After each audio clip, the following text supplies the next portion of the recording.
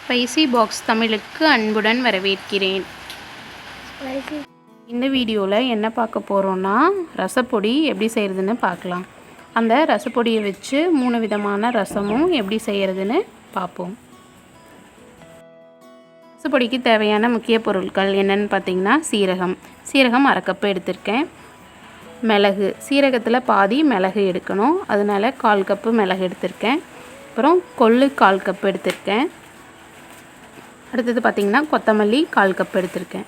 First ஒரு வானலியை சூடு பண்ணி அதில் எடுத்து வச்சுருக்கிற கொள்ளை சேர்த்து லைட்டாக வறுத்துக்கலாம். கொள்ளில் ஏகப்பட்ட நன்மைகள் இருக்குது. குழந்தைங்களுக்கெல்லாம் சளி பிடிக்காமல் இருக்கிறதுக்காகவும் நமக்கு வெயிட் லாஸ்க்காகவும் சேர்த்துக்கலாம். கொள்ளை லைட்டாக வறுத்ததும் எடுத்து வச்சுருக்கிற மிளகு, சீரகம், கொத்தமல்லி 3ஐயும் சேர்த்து லைட்டாக வறுத்துக்கலாம். ரொம்ப வறுக்கணும்னு இல்லை, லைட்டாக மணம் வந்தால் ஸ்டவ் ஆஃப் பண்ணிடலாம். இந்த மாதிரி லைட்டாக வறுப்பட்டதும் வேறு தட்டுக்கு மாற்றி ஆற வச்சிடலாம். இப்போது சூடு ஆறிடுச்சு. சூடு ஆறினதும் மிக்ஸி ஜாருக்கு மாற்றி பவுடராக அரைச்சிக்கலாம். ரொம்ப நைஸ் பவுடராக அரைக்கணும் இல்லை, கொஞ்சம் கொரகொரப்பாக அரைச்சிக்கோங்க. இது பார்த்திங்கன்னா எனக்கு 10 டேஸ்க்கு வரும். நான் எப்போவுமே 10 டேஸ்க்கு ஒருக்கா மட்டும்தான் இதை அரைச்சி வச்சுப்பேன். உங்களுக்கு டைம் இருக்கும்போது இந்த மாதிரி கொஞ்சமாக மட்டும் சேர்த்து அரைச்சி வச்சுக்கிட்டிங்கன்னா நல்லா ரசம் மணமாக இருக்கும். ரொம்ப நாளைக்கு அரைச்சி வைக்கும்போது அதில் மணம்லாம் போயிடும். இப்போது ஏர்டைட் பாக்ஸுக்கு மாற்றி ஸ்டோர் பண்ணிக்கலாம். இப்போது இந்த பவுடரை வச்சு ரசம் எப்படி செய்கிறதுன்னு பார்ப்போம். ஃபஸ்ட்டு புளி ரசம். ரசத்துக்கு தேவையான பொருள் என்னென்னு பார்த்திங்கன்னா, பூண்டு ஒரு 5-6 பல் எடுத்து தட்டி இந்த மாதிரி வச்சுருக்கேன். கருவேப்பிலை, மிளகாய், அப்புறம் நம்ம அரைச்சி வச்சுருக்கிற ரசப்பொடி ஒரு ஸ்பூன் எடுத்து வச்சுருக்கேன். அடுத்தது தேவையான அளவு உப்பு. அடுத்தது புளி ரசங்கிறதுனால புளி கொஞ்சம் ஊற வச்சுருக்கேன். அதுக்கு தேவையான அளவு தக்காளி எடுத்திருக்கேன் 2. இப்போது ரசத்தை தாளித்து விட்டுறலாம். 2 ஸ்பூன் எண்ணெயும் கொஞ்சம் கடுகும் சேர்த்துருக்கேன். கடுகு பொரிஞ்சதும் எடுத்து வச்சுருக்கிற பூண்டு, மிளகாய், கருவேப்பிலை இந்த 3ஐயும் சேர்த்து நல்லா வதக்கிக்கலாம். பூண்டு வதங்கி இந்த மாதிரி நல்லா மணம் வந்ததும் எடுத்து வச்சுருக்கிற ரசப்பொடியையும் அதில் சேர்த்துக்கலாம். ரசப்பொடியை சேர்த்துன உடனேயே கரைச்சி வச்சுருக்கிற தக்காளி புளி தண்ணியை அதில் சேர்த்துக்கலாம். உங்களுக்கு எவ்வளவு தக்காளி வேணுமோ அந்த அளவுக்கு சேர்த்துக்கலாம். இல்லை வெறும் புளி போதுனாலும் புளியோடவே விட்டுறலாம். இப்போது ரசத்துக்கு தேவையான அளவு உப்பு சேர்த்துக்கலாம். உங்கள்கிட்ட வீட்டிலையே அரைச்ச சாம்பார் தூள் இருந்ததுன்னா அது ஒரு 1/4 ஸ்பூன் சேர்த்துக்கலாம். சாம்பார் தூள் சேர்க்குறது உங்களோட விருப்பம்தான்.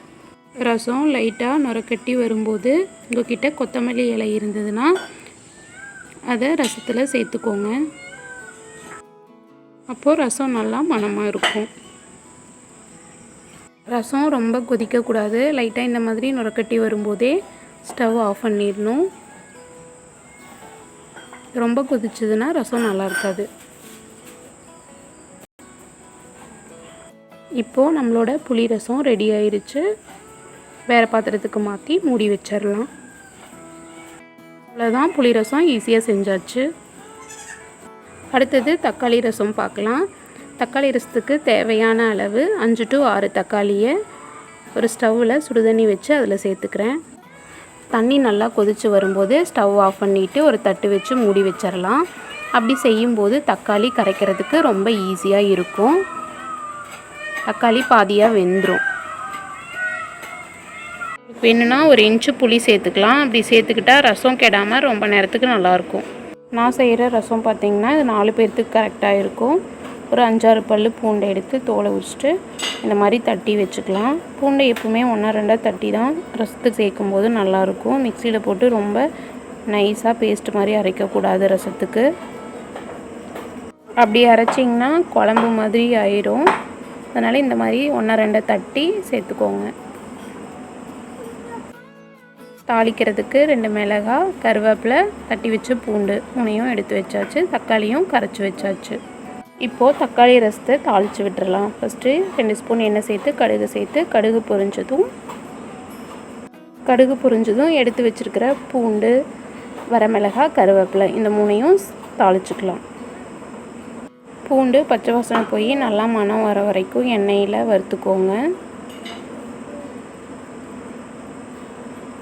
அதுக்கப்புறம் கரைச்சி வச்சுருக்கிற தக்காளியும் அதில் சேர்த்துக்கலாம். உங்கள் தக்காளி புளிப்புக்கு தகுந்த மாதிரி தண்ணி சேர்த்துக்கோங்க. இப்போது தேவையான அளவு உப்பும் சேர்த்தாச்சு. அரைச்சி வச்சுருக்கிற ரசப்பொடியும் அதில் சேர்த்துக்கலாம். ரசப்பொடியை நீங்கள் முதல்லையே எண்ணெயில் லைட்டாக வறுக்கிறனாலும் வறுத்துக்கலாம், இல்லைன்னா இப்படி லாஸ்ட்டாகவும் சேர்த்துக்கலாம். ஒரு ஸ்பூன் சேர்த்துனா போதும். இப்போது பெருங்காயத்தூள் கொஞ்சம் சேர்த்துக்கலாம். உடம்பு சரியில்லாமல் இருக்கும்போது இந்த மாதிரி தக்காளி ரசம் வச்சு சாப்பிட்டோம்னா ரொம்ப நல்லது. இப்போது தேவையான அளவு கொத்தமல்லி தழையும் தூவியாச்சு. இப்போது நம்மளுடைய சூப்பரான தக்காளி ரசமும் ரெடி ஆயிடுச்சு. லைட்டாக கொதி வரும்போதே ஸ்டவ் ஆஃப் பண்ணிடுங்க. அதான் பார்க்க போகிற ரசம் என்னென்னு பார்த்தீங்கன்னா பச்சை புளி ரசம். இதுக்கு ஒரு எலுமிச்சை அளவு புளி எடுத்து கரைச்சி வச்சுருக்கேன். அப்புறம் சின்ன வெங்காயத்தை பொடி பொடியாக நறுக்கி வச்சுருக்கேன். சீரகம் கொஞ்சம், கொத்தமல்லி கொஞ்சம், பச்சை மிளகாய், அப்புறம் கருவேப்பிலை, தேவையான அளவு உப்பு. இது எல்லாத்தையும் அந்த கரைச்சி வச்ச புளியில் சேர்த்துக்கலாம். இதுக்கு நீங்கள் சின்ன வெங்காயம் சேர்க்கும்போது ரொம்ப நல்லாயிருக்கும். இப்போ கொத்தமல்லி இலையும் கருவேப்பிலையும் அதில் தூவிக்கிறேன். வேணும்னா ரசப்பொடியும் ஒரு 1/4 ஸ்பூன் அதில் சேர்த்துக்கலாம், நல்லா மணமாக இருக்கும். ஏற்கனவே புளியில் இருக்கிற சக்கையெல்லாம் எடுத்துட்டு தேவையான அளவு தண்ணி ஊற்றி கரைச்சி வச்சுருக்கிறதுனால இப்போது வெங்காயம், பச்சை மிளகாய் இதெல்லாம் நல்லா கரையிற மாதிரி கரைச்சி விட்டுக்கோங்க. பச்சை கொத்தமல்லியும் சீரகமும் இந்த ரசத்துக்கு நல்லா வாசனையை கொடுக்கும். இந்த பச்சை புளி ரசம் பார்த்திங்கன்னா எங்கள் ஊர் ஈரோடு சைடு ரொம்ப ஃபேமஸ்ஸு. நான்வெஜ் செய்யும் போதெல்லாம் இதையும் கண்டிப்பாக செய்வாங்க. அடுப்பு இல்லாமல் ரொம்ப ஈஸியாக செய்கிற ரசம் 2 மினிட்ஸில் ரெடி ஆயிரும். கண்டிப்பாக இந்த ரசப்பொடியும் நான் சொன்ன இந்த 3 ரசத்தையும் ட்ரை பண்ணி பாருங்கள், ரொம்ப நல்லாயிருக்கும். தேங்க்ஸ் ஃபார் வாட்சிங்.